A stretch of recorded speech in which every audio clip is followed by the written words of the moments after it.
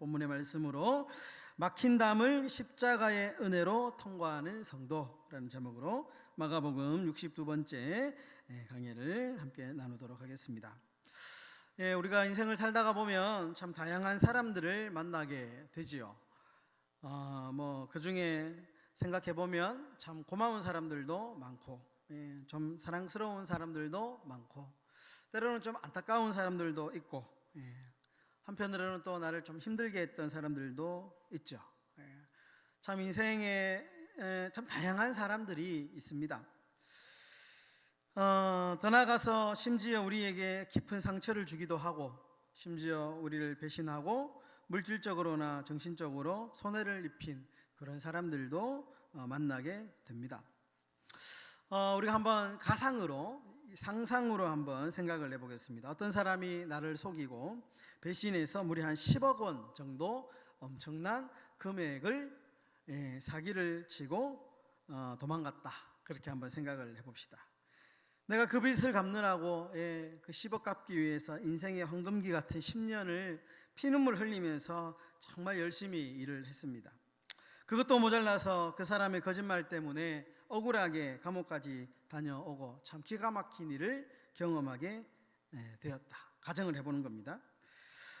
여러분 상상만 해도 어떻습니까? 속이 부글부글 첩치가 떨리지 않습니까? 나한테 어떻게 그런 일이 일어날 수 있지? 아마 실제로 이런 일을 당한다면 잠이 오지 않을 일이죠. 그런데 그렇게 한 10년의 세월이 흘렀다고 칩시다. 10년의 세월이 지나고 난 뒤에 우연히 길을 가다가 그 원수 같은 인간을 길에서 만납니다. 어떨까요? 우리는 예수 믿는 사람이니까 이를 악물고 눈을 지끈 감고 내가 너를 주님의 이름을 용서한다 하고 큰맘 먹고 지나칠 수 있으면 참 하나님의 은혜죠. 그런데 몇 달 뒤에 소식이 들려오기를 그 사람이 몹시 힘든 생활을 하고 있고 지금 당장 굶어서 죽게 생겼다라는 소식이 들립니다. 그래서 우리가 눈 딱 감고 내 주머니를 털어서 한 1,000만 원 정도 도와줬다. 그렇게 칩시다. 여러분 여기까지만 해도 세상 사람들 보면 우리를 어떻게 생각해? 대단하다. 어떻게 우리를 배신하고 그렇게 손해를 입힌 자에게 한 번도 아닌 2번이나 그렇게 도와줄 수 있냐? 성인군자다. 진짜 대단하다. 이런 평가를 받을 수도 있습니다. 그런데 여러분 여기서 끝이 아닙니다. 그 원수가 이번에는 간암에 걸렸다고 소식이 들립니다. 간 이식을 받지 않으면 곧 죽는답니다. 병원에 가서 검사를 해보니까 내 간은 안 맞는데 하필이면 내가 키운 애지중지 키운 내 아들놈의 간이 그 도망간 놈과 원수와 정확하게 간이 일치를 하는 겁니다. 여러분 이때 여러분들의 아들에게 야, 네 간을 좀 떼어주라 말씀할 수 있을까요? 그리고 그 아들이 아버지의 말씀에 순종해서 간을 이식해 주다가 그만 수술 부작용으로 목숨을 잃게 되었다. 이 상황을 우리는 어떻게 받아들일까? 여러분 이런 이야기는 현실성이 전혀 없는 그냥 가상의 생각, 극단적인 상상에 불과합니다. 현실에서는 거의 드라마에서나 나올 법한 이런 이야기죠. 여러분 그런데 바로 이 말이 안 되는 이야기, 도저히 상상조차 할 수 없는 이야기가 바로 십자가의 이야기, 예수님의 이야기, 성경의 이야기다라는 거죠. 여러분 사실 하나님 앞에 원수가 바로 우리 자신이에요. 그런 원수가 바로 우리 자신입니다. 날마다 하나님 배신하고 내 마음대로 살고 죄악 가운데 뒹굴던 철저한 원수였습니다. 그런데 하나님께서는 그 원수 같은 나를 살리기 위해서 하나뿐인 독생자 예수 그리스도를 십자가에 못 박아 죽이기까지 내어주셨습니다. 성경은 이 사실을 아주 명확하게 증거합니다. 요한복음 3장 16절, 보지 않아도 외울 만큼 누명한 말씀이죠. 하나님이 세상을 이처럼 사랑하사 독생자를 주셨으니 이는 그를 믿는 자마다 멸망하지 않고 영생을 얻게 하려 하심이라. 여러분 오늘 이 자리에 모여있는 저와 여러분들이 모두 이 엄청난 십자가의 은혜로 구원받은 백성인 줄 믿습니다. 우리는 하나님과 절대로 회개할 수 없는 원수였지만, 그러나 하나님이 친히 자신의 아들을 내어주며 그 목숨을 주시기까지 우리를 사랑하셨고 원수된 담을 허시고 우리와 화목해 하셨습니다.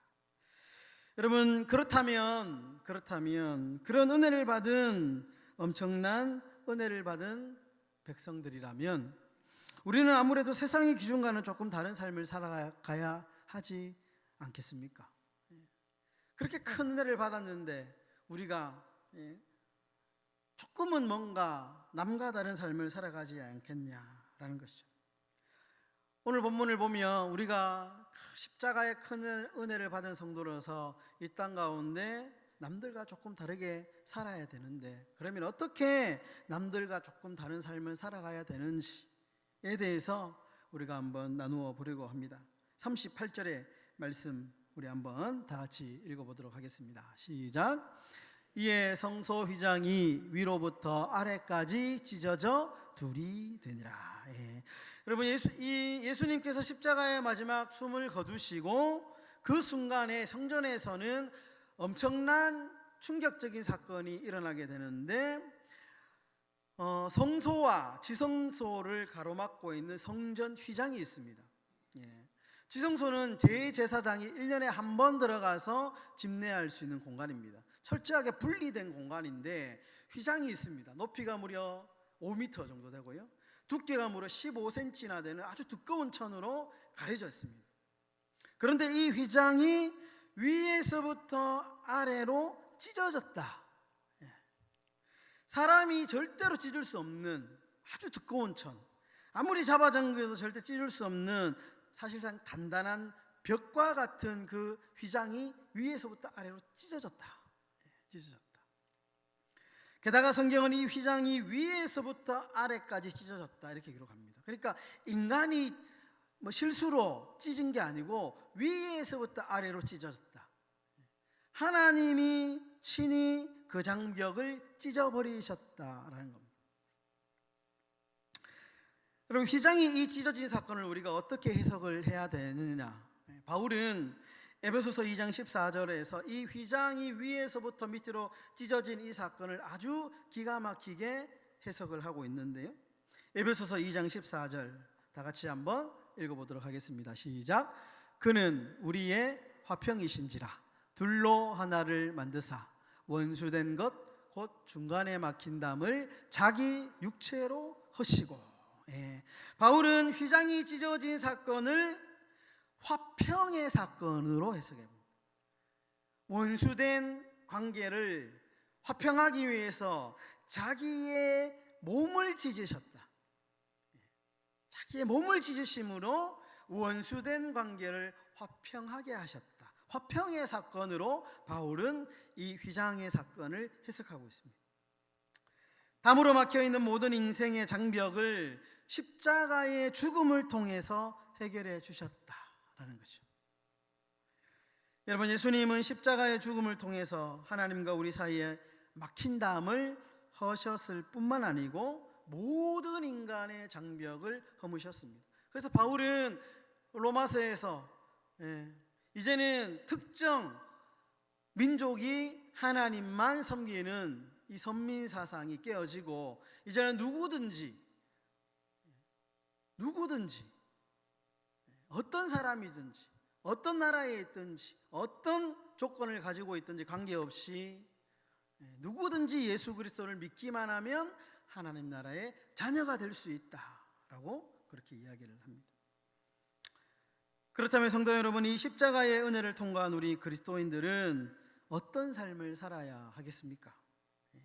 당연히 자신의 몸을 찢으신 그 예수 그리스도를 본받아 우리도 화평의 사람이 되어야 되는 줄 믿습니다.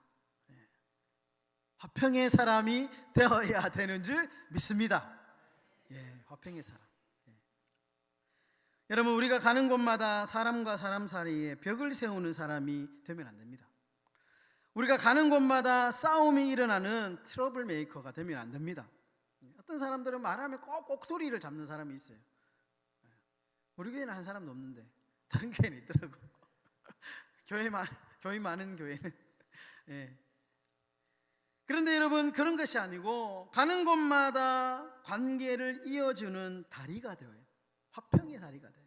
예. 그래서 내가 가면 분위기 안 좋던 가서 분위기가 왠지 좋아지고, 그 사람만 있으면 분위기가 참 편안해지고, 예. 더 있고 싶고 더 가고 싶고, 예. 이런 곳이 되어야 됩니다. 여러분, 로마 시대에 대제사장을 일컫는 라틴어가 있는데요, 라틴어가 폰티펙트라는 말입니다. 라틴어로 대제사장을 가리켜서 폰티펙트. 이 단어는 다리라고 하는 폰스라는 말과 만들다라고 하는 단어가 결합된 말이에요. 그러니까 제사장이라는 뜻이 뭐냐? 다리를 만드는 사람, 다리를 놓는 사람이라는 뜻입니다. 그러니까 하나님과 사람 사이에 끊어진 다리를 놓는 사람이 제사장이다 라는 의미를 가지고 있습니다.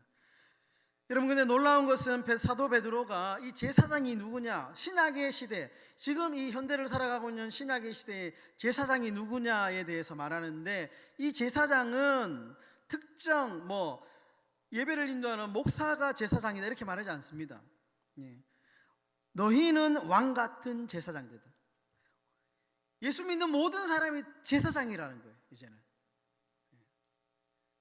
이 말은 특정 어떤 신분을 가진 그런 사람이 제사장이 아니고 예수 믿는 사람이 제사장이다. 여러분, 제사장의 사명은 확실하죠.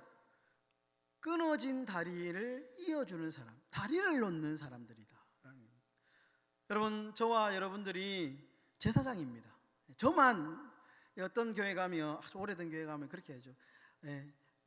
목사를 대제사장처럼 여기는 데가 있어요. 신약 시대에는 이게 없어졌다니까요. 신약 시대 여러분들도 제사장이에요. 제사장. 나도 제사장. 그러니까 우리가 가는 곳마다 이 제사장의 역할을 감당해야 하는 겁니다. 다리를 놓는, 화평의 다리를 놓는. 여러분, 가는 곳마다 막힌 담을 헐고 다리를 만드는 이 폰티펙트의 삶을 살아가시는 저와 여러분들이 되시기를 주의 이름으로 축원합니다. 성경에 보시면 이 화평의 삶을 살았던 한 인물이 나오는데요, 요셉이죠. 요셉.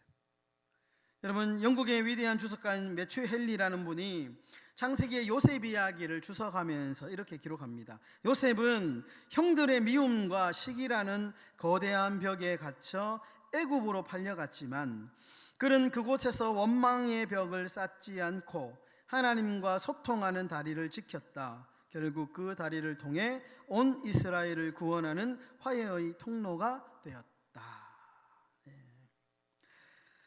여러분, 중국의 고대 철학자 노자는 도덕경이라는 책에서 상선약수라는 말을 했습니다. 상선약수. 최고의 선은 물과 같다. 여러분, 이 강가에 흐르는 물을 한번 생각해 보십시오. 물은 만물을 이롭게 하면서도 결코 다투는 법이 없다라는 겁니다. 바위를 만나면 바위를 넘고 가고, 굴곡을 만나면 굽이 지죠. 그리고 결국에는 낮은 곳으로 흘러서 자신을 내어주는. 그래서 노자는 상선약수다. 최고의 선은 물과 같다. 물과 같다. 여러분, 화평의 사람도 바로 이 물과 같은 성품을 가진 사람입니다.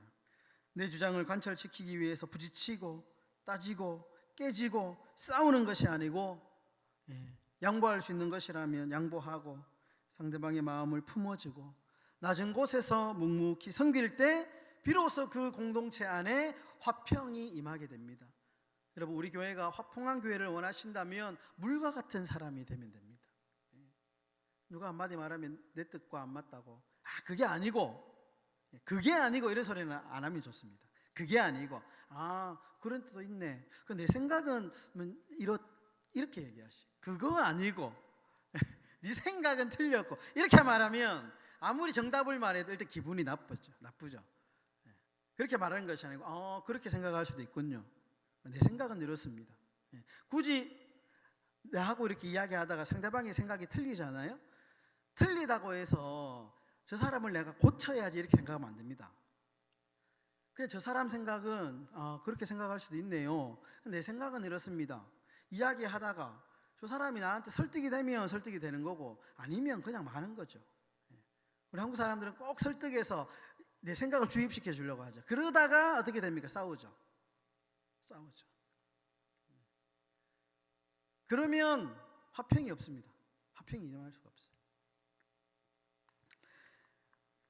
여러분, 이 험한 세상입니다. 참 살아가기 정말 날카로운 세상이고요, 폭력적인 세상이고요, 험한 세상입니다. 여러분, 이 험한 세상 속에서 우리 사랑하는 행복한 교회 성도들, 그리고 우리 교회가 참 이 험한 세상에 다리가 돼요. 옛날에 그 팝송 중에 그런 게 있잖아요. 험한 세상에 다리가 돼요. 정말 이 험악한 세상 속에서 화평의 다리를 놓고 살아가는 그런 화평의 삶을 살아가시는 저와 여러분들이 다 되시기를 예수님의 이름으로 축원합니다.